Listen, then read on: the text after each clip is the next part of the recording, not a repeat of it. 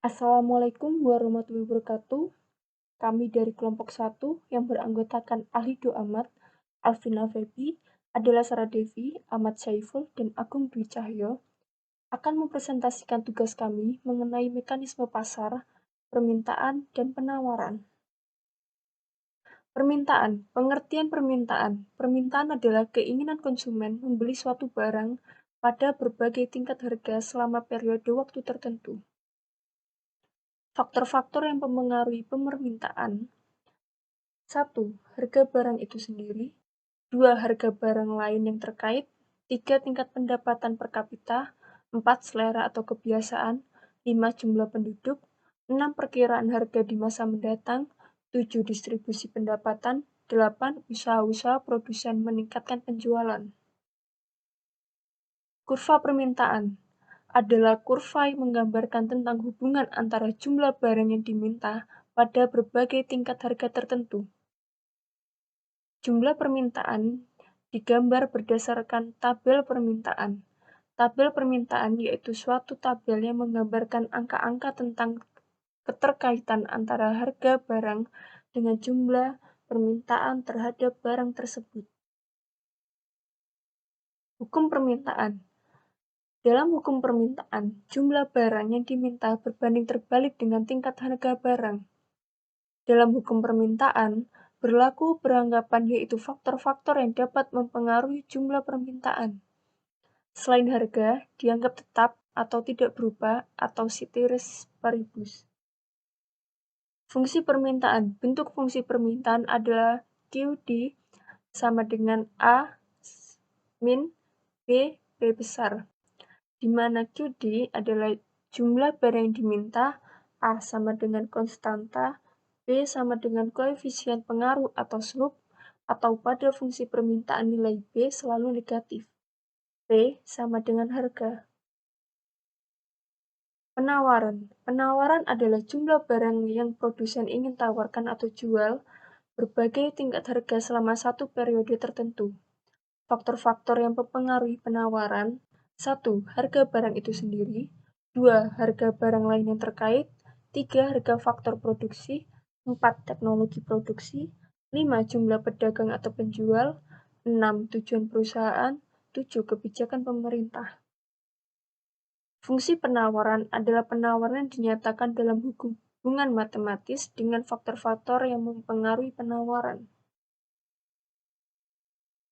Sx sama dengan F kurung Px, Py, Pi, C, Tek, Ped, Tuj, Ke, Bic, di mana Sx penawaran barang X, Px harga X, Py harga Y atau barang substitusi atau komplement, Pi harga input, C biaya produksi, Tek teknologi produksi, Ped jumlah pedagang atau penjual, Tuj tujuan perusahaan, Keb kebijakan pemerintah. Tanda positif dan negatif menunjukkan pengaruh masing-masing variabel bebas terhadap penawaran barang X. Sebagai contoh, fungsi penawaran mobil adalah Qs sama dengan min 40 tambah 5P, di mana Qs sama dengan jumlah mobil yang ditawarkan atau ribu unit per tahun. P sama dengan harga mobil per unit atau puluh juta rupiah per unit. Dari persamaan tersebut, dapat disimpulkan bahwa bila harga mobil per unit hanya 80 juta atau kurang, produsen tidak mau menjual mobil. Setiap satu unit kenaikan harga menyebabkan jumlah penawaran mobil meningkat 5 unit. Jika yang berubah adalah faktor non-harga seperti teknologi, kurva penawaran bergeser atau shifting dari S0 ke S1. Kasus pengecualian. Kadang-kadang kita temui pula adanya kurva penawaran yang mempunyai kemiringan atau slope negatif. Contoh yang sering kita jumpai adalah kurva penawaran tenaga kerja yang berbentuk melengkung membalik atau backward bending labor supply curve. Ini adalah contoh gambar dari 2.4 yang penjelasannya ada di slide sebelumnya, dan sebelahnya ini adalah gambar 2.5 yang penjelasannya ada di slide selanjutnya. Gambar 2.5 pada tingkatan upah rendah atau 2.000 sampai 14.000 adalah normal, diperoleh bentuk kurva penawaran yang positif. Bagi pekerja tadi, akan memberikan manfaat dengan menambahkan jumlah jam kerja bila tingkat upah naik pada saat itu.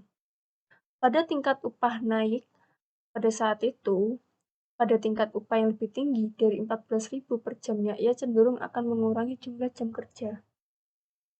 Equilibrium pasar, keseimbangan. Pasar dalam keadaan seimbang ketika kuantitas barang ditawarkan sama dengan kuantitas barang dengan harga yang diharapkan konsumen.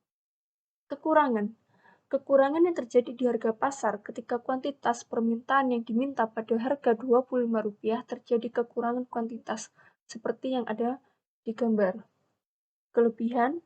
Kelebihan terjadi di harga pasar ketika kuantitas suplai yang ditawarkan melebihi kuantitas permintaan. Perubahan permintaan, keseimbangan pasar menyitrakan pada tingkat stabilitas di kedua harga dan kualitas barang, sedangkan perubahan kekuatan pasar dapat mengganggu keseimbangan. Peningkatan permintaan yaitu keadaan di mana konsumen mengharapkan kurangnya ketersediaan barang. Penurunan permintaan, ketika pendapatan rata-rata rumah tangga menurun, permintaan barang menurun sehingga produsen melakukan upaya agar permintaan membaik untuk naik dengan langkah-langkah memberi diskon. Poin penting, ketika permintaan meningkat, harga keseimbangan dan kuantitas akan meningkat keduanya, tetapi ketika permintaan menurun, harga keseimbangan dan kuantitas menurun keduanya. Analisis kesejahteraan. Esensi utama analisis kesejahteraan mencakup total kesejahteraan, surplus konsumen, dan surplus produsen. Total kesejahteraan. Pasar yang kompetitif adalah bebas dari intervensi pemerintah dan pengaruh eksternalitas yang mencapai keseimbangan dan menghasilkan total kesejahteraan maksimum bagi masyarakat. Total kesejahteraan adalah jumlah dari dua ukuran keuntungan dari surplus konsumen dan surplus produsen. Surplus konsumen adalah keadaan konsumen mendapatkan harga lebih rendah dari harga yang diharapkan. Surplus produsen adalah keadaan produsen mendapatkan harga untuk produknya yang berada di atas biaya produk marginal. Kegagalan pasar. Pasar dapat menjadi alokasi sumber daya yang efisien. Proses pertukaran atau exchange tidak terbatasi dimensi waktu dan tempat atau timeless dan placeless, tetapi kenyataannya banyak asumsi tidak cocok sehingga pasar gagal menjadi alat alokasi sumber daya yang efisien atau market failure. Informasi tidak sempurna atau incomplete information. Dalam kenyataan, kita tidak pernah tahu persis tentang kualitas barang yang digunakan. Untuk mengetahui kualitas dari barang tersebut, kita harus membelinya terlebih dahulu. Daya monopoli atau monopoly power adalah kemampuan perusahaan dalam menentukan harga barang yang dijual. Eksternalitas atau externality adalah keuntungan atau kerugian yang dinikmati atau diderita pelaku ekonomi sebagai akibat tindakan pelaku ekonomi yang lain, tetapi tidak dimasukkan dalam perhitungan biaya secara formal. Barang publik biasanya disediakan oleh pemerintah seperti jalan raya dan taman, tetapi perusahaan perseorangan atau swasta juga dapat menyediakan barang publik. Dan ada pula barang yang bersifat semi-publik seperti jalan tol dan bioskop. Karena kita harus membayar dan memenuhi syarat yang berlaku pada penggunaan barang tersebut. Barang altruisme adalah barang yang ketersediaannya berdasarkan sukarela karena rasa kemanusiaan. Contoh, darah. Intervensi pemerintah. Kegagalan pasar seringkali menuntut campur tangan pemerintah, tetapi tidak semua campur tangan memberikan hasil yang baik. Salah satu faktor masalah terbesar dalam menentukan kebijakan adalah adanya trade-off atau konflik antara tujuan-tujuan yang ingin dicapai. Kontrol harga. Tujuannya adalah melindungi konsumen atau produsen dengan bentuk penetapan harga dasar dan harga maksimum. Pajak dan subsidi.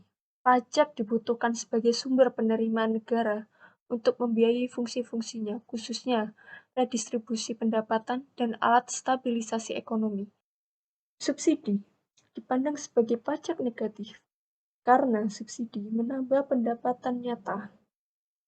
tarif dan kuota, melakukan transaksi dengan perekonomian luar, tetapi pemerintahan menerapkan tarif atau pajak impor dan kuota impor atau pembatasan jumlah impor.